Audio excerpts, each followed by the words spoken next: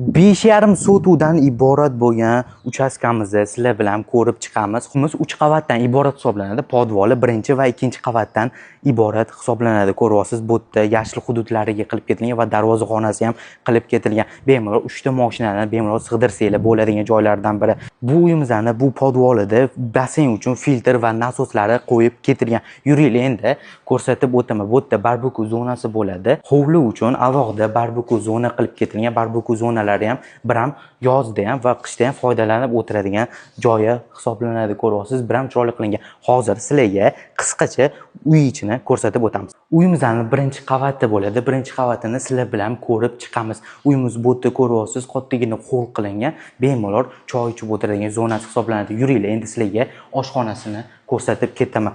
Oshxonasini bu yerda ko'rsanglar, oynali qilingan. Bu yerda boshqa joylarda ko'p holatda uchratmaydigan oynalardan biri hisoblanadi. Ko'rsanglar, transformer deydi-yu, xuddi o'shaqa birlardan biri hisoblanadi. Bir-birini kirib ketadigan. Bu ham bitta like bosib qo'yishga arziydigan joylardan biri. Bu yerda oshxonasini ko'ryapsiz. Oshxonasi ham biram did bilan qilib ketilgan hisoblanadi. Ko'ryapsizmi?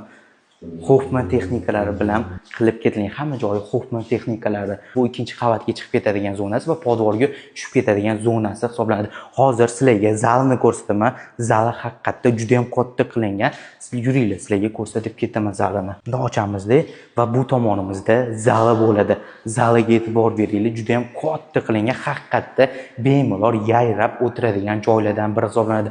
Bu yerda televizorlar qo'yilib ketilgan, bemalol kattaligini qaranglar, televizorni mazza qilib dam olib o'tiradigan joylardan biri hisoblanadi. Ko'ryapsizmi? Bu yerda birinchidan yotoqxona hisoblanadi. Bolalar uchun yoki ota-onalar uchun yotoqxona qilingan va bu yerda birinchi qavat uchun sanuzel qilib ketilgan. Общий spaniyasi 5 ta sanuzel va 10 ta yotoqxonasi hisoblanadi. Bu yerda podvoli ham ves mashi uy qanaqa bo'ladigan bo'lsa, xuddi o'sha kvadraturada hisoblanadi. Общий kvadraturasi 650 kvadrat. Narxiga keladigan bo'lsa, $980,000 deb narxlandi. Yana kelishiladigan joylari bor. Pastda telefon nomerlarini qoldirganman. Bemalol aloqaga chiqib, bu uyimizni ko'rib xarid qilsanglar bo'ladi. Rahmat hammaga.